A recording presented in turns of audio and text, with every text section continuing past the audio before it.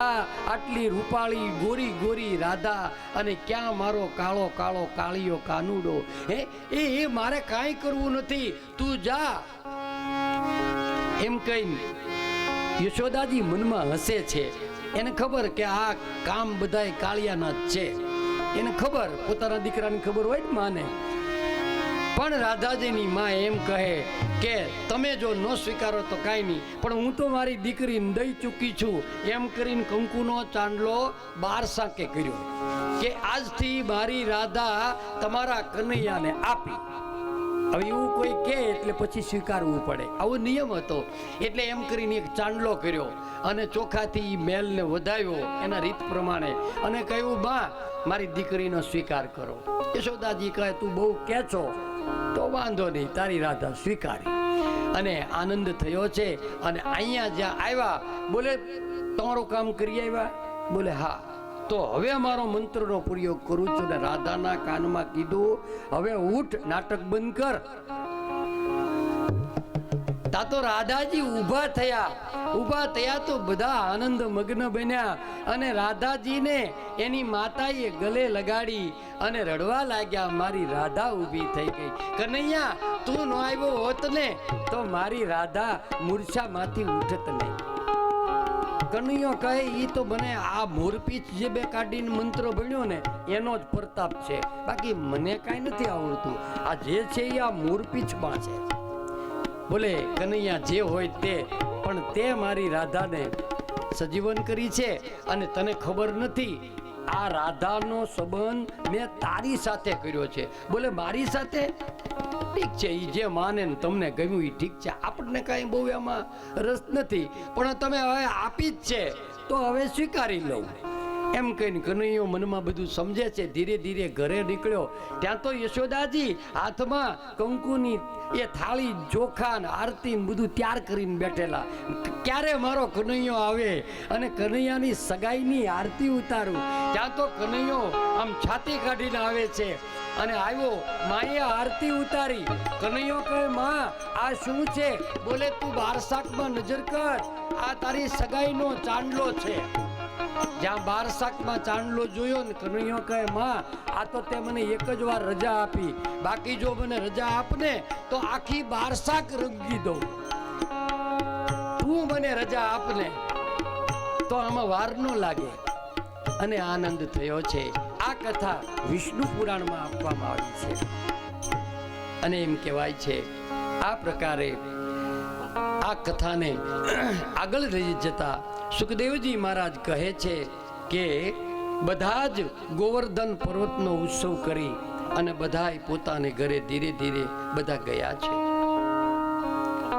પણ બધાય ઘરે ગયા પછી બધાય વ્યક્તિઓના હૃદયમાં એક સંશય થવા લાગ્યો. એકબીજાને વાતો કરે છે. કોઈ ઘરમાં વાત કરે, કોઈ બજારમાં વાત કરે, કોઈ 2-4 વ્યક્તિઓ જ્યાં ઊભા હોય ત્યાં વાત કરે, કોઈ બહેનો પણ 2-3 ભેગી થાય ત્યાં વાત કરે. અને બધા એક જ વાત કરે કે 7 વર્ષનો છોકરો અને ટચલી આંગળીએ જો આખા પર્વતને ઉપાડી લેતો હોય તો એ કોઈ સામાન્ય છોકરો નથી. અને વાત પણ સાચી છે કે આવું જે પરાક્રમ બધાયની વચ્ચે 7 દિવસ સુધી પોતાની ટચલી આંગળીના નખ ઉપર આખા ગોવર્ધન પર્વતને જેણે ઉઠાવ્યો એ કોઈ સામાન્ય માણસ ન હોઈ શકે. ત્યાં તો કોઈ એમ કહે કે અમને તો એમ લાગે છે કે આ નંદ બાબાનો છોકરો જ નથી. એ ભલે આપણને કહેતા હોય, બાકી નંદ બાબાનો છોકરો કઈ પર્વત લઈ લે અને આપણું આખા ગોકુળની રક્ષા કરે ને આપણને બચાવે, આવું બને નહીં. આપણને લાગે છે કે નંદ બાબા આ છોકરાને ગમે ત્યાંથી લઈ આવ્યા હશે અને પછી આપણને જાહેર કર્યું કે મારે ત્યાં લાલો ભયો, મારે ત્યાં લાલો ભયો, બાકી આ નંદ બાબાનો છોકરો નથી. ત્યાં એક વૃદ્ધ હતા, એને ટાપસી પૂરી. એને કીધું, હા ભાઈઓ તમારી વાત બહુ સાચી છે, મને તો કેદુનો સંશય મનમાં હતો.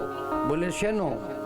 બોલે તમે એક વિચાર તો કરો, નંદ બાબા ગોરા, યશોદાજી ગોરા અને આ કાળો કેમ? ત્યાં તો બધાએ હા પાડી કે હા એ વાત બરાબર છે. કાં દીકરો માં જેવો થાય અને કાં બાપ જેવો થાય, બેમાંથી એકનો વાંધો તો આવે ને. આ બેય ગોરા આ કાળો કેમ? માટે આ નંદ બાબાનો દીકરો ન હોઈ શકે. જ્યાં બધા વાતો કરે છે ત્યાં અચાનક નંદ બાબા ત્યાંથી નીકળ્યા. ત્યાં કોઈએ વળી નંદ બાબાને ઊભા રાખ્યા અને પૂછવા લાગ્યા, બાબા ખોટું લાગે તો માફ કરજો, એક વાત બતાવો. બોલે શું? બોલે કનૈયો ખરેખર તમારો દીકરો છે? હવે કોઈ દિવસ નહીં અને ગામના લોકો એમ પૂછે કે આ તમારો દીકરો છે? નંદ બાબા ઘડીક તો મજાક સમજી અને એમ હસવા લાગ્યા. બોલે બાબા હસો ભલે, પણ અમે મજાક નથી કરતા, અમે ખરેખર પૂછીએ છીએ કે તમે ગોરા, યશોદાજી ગોરા, તો આ તમારો દીકરો કાળો કેમ?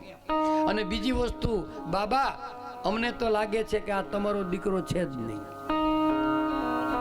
નંદ બાબા કહે, ભાઈઓ શંકા ન કરો, એ મારો જ પુત્ર છે. એના જન્મ પછી ગર્ગાચાર્ય મહારાજે કહેલું કે તમારો દીકરો એનામાં નારાયણ જેવા ગુણ છે અને એ નારાયણ જેવી અનેક પ્રકારની શક્તિઓ ધારણ કરશે. એટલે મારા દીકરાએ આ પર્વત ઉઠાવ્યો હોય તો એમાં નારાયણના ગુણ આવ્યા છે, તો એ ગુણના હિસાબે આ પર્વત ઉપાડ્યો હશે. તમારી વાત સાચી છે, પણ એ મારો જ દીકરો છે, માટે એની શંકા ન કરો. નંદ બાબા ભોળા છે. એને તેમ થયું પેલા ગર્ગાચાર્ય મહારાજે જન્મ વખતે કીધેલું કે તમારો દીકરો બહુ શક્તિશાળી બનશે અને દુનિયા જોઈ રહેશે, એવા પરાક્રમો કરશે. તો એ વાતને નંદ બાબા યાદ કરાવે છે કે ભાઈઓ અનેક રાક્ષસો એને મારવા આવ્યા, તોય એનામાં નારાયણના ગુણ છે ને એટલે જ બધા રાક્ષસો મૃત્યુને શરણ થયા. બાકી મારો લાલો તો જે નાનો છે, એ શું કરી શકે?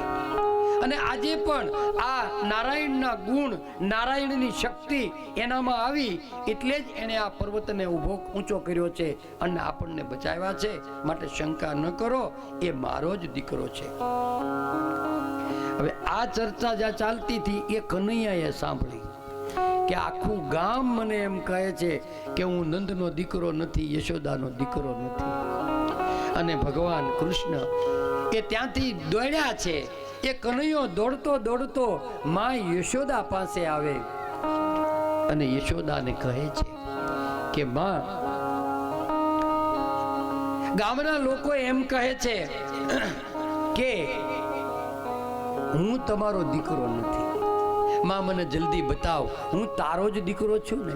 માં તું મારી માં છે, બાબા જ મારા બાબા છે. અને આ લોકો ભલે ગમે તેમ કહે, પણ માં આ કનૈયો છે ને એ યશોદાનો દીકરો જ છે. માં તું જ મારી માં છો. આ લોકોને કહી દે કે આ કનૈયો મારો દીકરો છે, માટે શંકા ન કરો. માં મને બતાવ, હું તારો જ દીકરો છું. યશોદા કહે, લાલાને પોતાની ગોદમાં લઈ અને યશોદા એમ કહેવા લાગી, ચૂમીઓ લેવા લાગી, મસ્તક ઉપર હાથ મૂકીને કહે, બેટા તું જ મારો દીકરો છો. લોકો ભલે ને ગમે તેમ કહે, અરે બેટા મેં અનેક વ્રતો કર્યા, અનેક ભગવાનોની સત્કર્મો કર્યા, પૂજાઓ કરી, અને એના ફળના રૂપમાં તું મારે ત્યાં દીકરા તરીકે આવ્યો છે. લોકો ભલે ને ગમે તેમ કહે, બેટા તું જ મારો દીકરો છો. ત્યાં કનૈયાએ માને પૂછ્યું કે માં, જો હું તારો જ પુત્ર હોઉં તો મને એક વાત બતાવ. બોલે શું? કનૈયાએ આ બધું સાંભળેલી ચર્ચા. એટલે કે માં, બાબા ગોરા, તમે ગોરા, તો હું કાળો કેમ? મને એ જવાબ આપો. યશોદાજી હસતા હસતા કહે, બેટા તારો જન્મ રાત્રે કાળી અંધારી રાતમાં થયેલો, એટલે એ કાળું અંધારું હતું ને એ તને વળગી ગયું એટલે કાળો થયો. બાળકને આપણે સમજાવીએ ને તો એવી રીતે યશોદાજી એને સમજાવે છે અને શું કહે છે.